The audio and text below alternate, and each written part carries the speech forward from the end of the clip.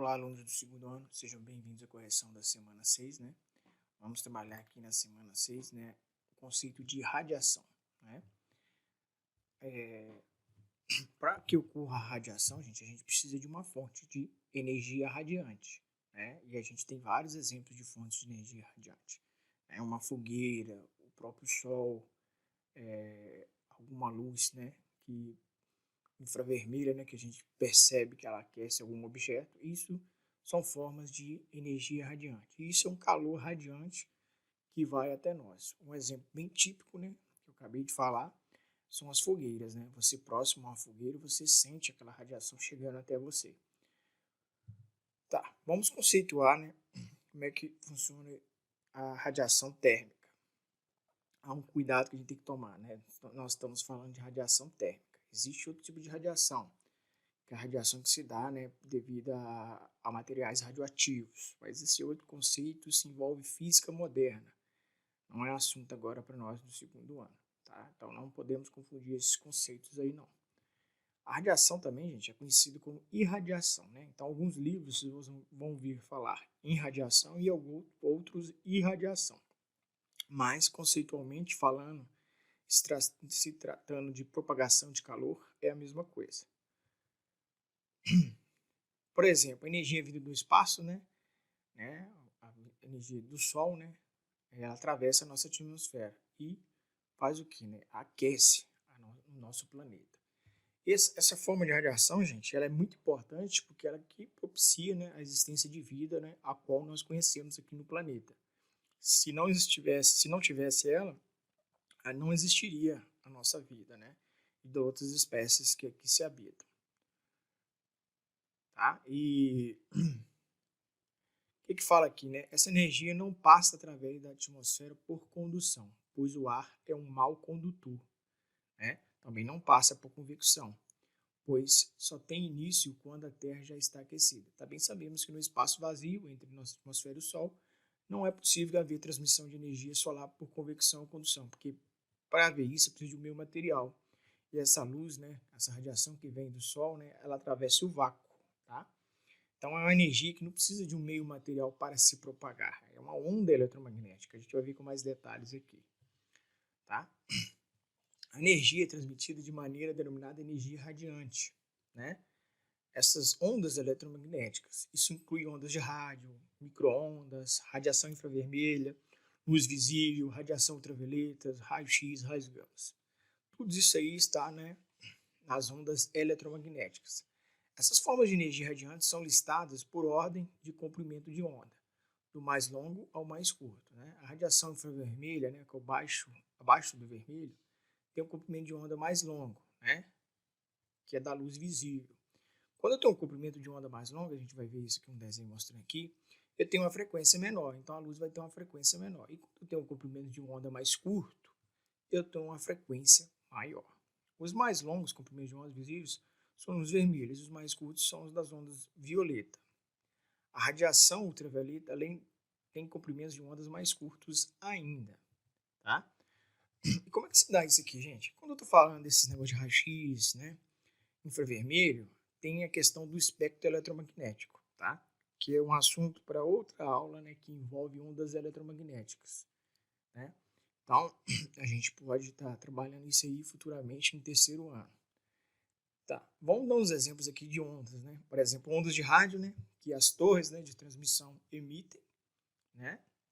E tem as ondas infravermelhas, né, que são provocadas por algumas fontes, por exemplo, uma fogueira, uma lareira, né, que vai emitir essas ondas infravermelhas. As ondas luminosas, né?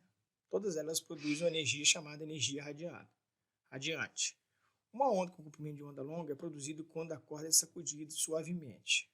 Tá vendo aqui, ó? A mocinha balança a corda, né? E tem um eixo fixo aqui, né? A gente percebe que o comprimento de onda, né, que vai de uma crista a outra crista é bem considerável, né? É o que eu tô querendo dizer isso aqui, ó. Vou mostrar para vocês. A crista é mais ou menos aqui, ó. Se eu traçar aqui, ó. Então, esse aqui vai te dar o quê? Um lambda, né? Esse lambda aqui é o comprimento de onda. aqui até aqui, ó, eu percebo que o comprimento de onda é menor, né? Ok? É isso que está dizendo. Quando ela é sacudida mais vagarosamente, com alta frequência, né, uma onda de comprimento de onda mais curta é produzida. Então, baixa frequência eu vou produzir, né, uma onda maior, e alta frequência eu vou produzir, né, um comprimento de onda menor. Então, esse é o conceito. Tá? Bem assim relacionado com ondas mecânicas, né? Porque isso aqui é ondas mecânicas e nós estamos falando de ondas eletromagnéticas, ok?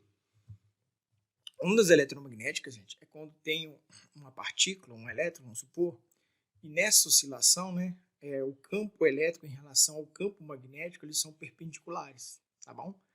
Esse é o movimento da onda eletromagnética. Agora vamos, né, fazer o exercício, né, do PET, né, envolvendo aí, né, a radiação. Semana 6. Faça um pequeno texto explicando a transmissão de calor por radiação. Cite 3 exemplos de radiação térmica. Então vamos lá, gente. Como se dá a transmissão por radiação, né? É o seguinte, através das ondas eletromagnéticas que chegam até nós.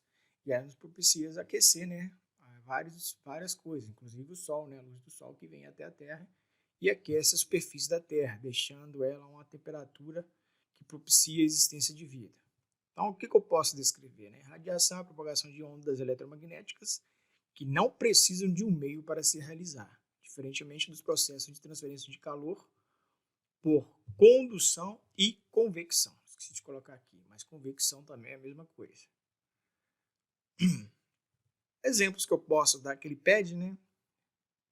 Transferências de calor pelo Sol por radiação, né? O Sol manda, né, essa onda eletromagnética, né, que chega até nós. Ela não precisa de um meio para chegar até nós, né? Ela vem através do vácuo. Por isso que nós, né, propicia a existência de vida na Terra. Outro exemplo que eu posso dar, né, a fogueira, né, que emite uma radiação que vem até a nós e nos aquece, principalmente nessa época de frio, né?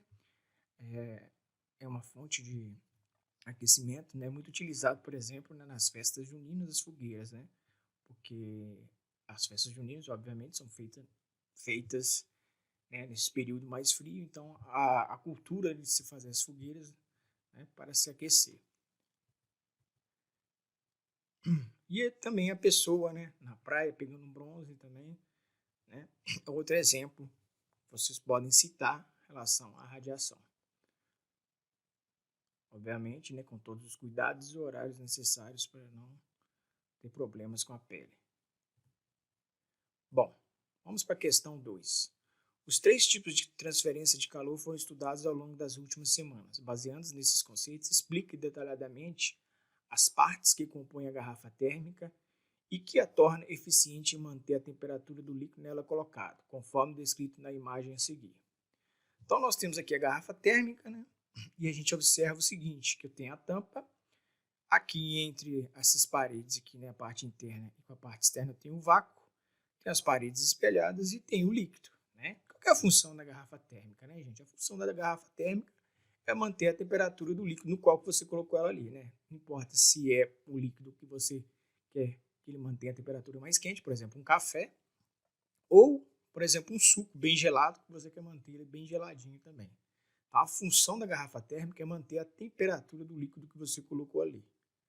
Então, os conceitos que a gente vai trabalhar é o seguinte: a tampa, né, que é um material isolante, ela impede a formação de correntes de convecção, né, o que dificulta a troca de calor com o meio externo. Né? Isso vai impedir, né, que o líquido contido ali dentro se esfrie em contato com o meio externo, tá? Porque é a troca de calor que vai igualar as temperaturas deles. Então, por exemplo, a gente sabe que o fluxo, né, de calor ocorre o seguinte, né, da temperatura maior para a temperatura menor. Então, se você coloca um café no copo, né, e está lá a 90 graus Celsius e o ambiente está a 20 graus Celsius, a tendência dele, né, é equilibrar com o ambiente. Então, a tendência, né, com o passar do tempo, a temperatura dele se igualar com o ambiente e ficar a 20 graus Celsius. Então, a função da tampa é justamente isso, impedir essa troca de calor, né, entre o líquido ali contido e o meio externo.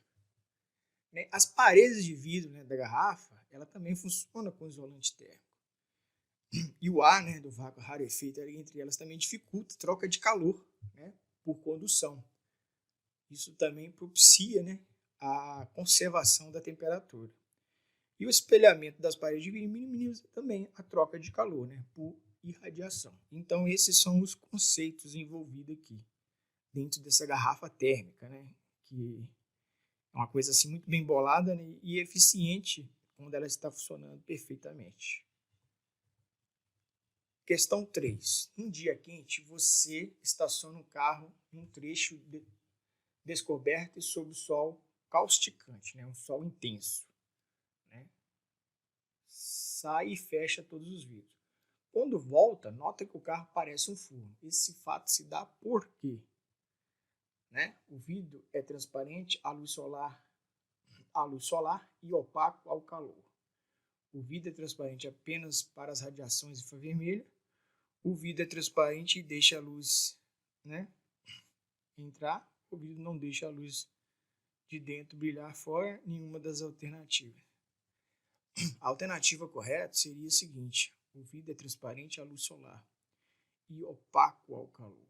Né? Quer dizer isso, né? Vai permitir a passagem, né, da luz solar e vai reter, né, essa fonte de calor ali. É como se fosse um efeito estufa, né? É como se fosse uma estufa, melhor dizendo, o carro ali. Então ele retém, né, parte dessa radiação solar que passa por ele. E isso, né, concentra uma maior temperatura dentro dele, funcionando tipo uma estufa. Então a opção correta seria a letra A. Ok? Questão 4. 2 veículos estão estacionados sob o sol, um branco e um preto. Qual deles aquecerá mais? Após certo tempo, explique. Vamos lá. Olha aqui, ó, tem duas imagens. Um carro mais escuro e um carro mais claro. Não um branco propriamente dito como a pergunta está falando. Mas o que a gente observa nessa imagem? Que esse carro mais escuro está recebendo radiação aqui solar, né? E ele reflete apenas 5%. Esse carro mais claro aqui, ó, ele recebe a radiação solar e reflete 60% do calor. Então, quem tenderá, né, a aquecer mais? Obviamente o que reflete menos. Né?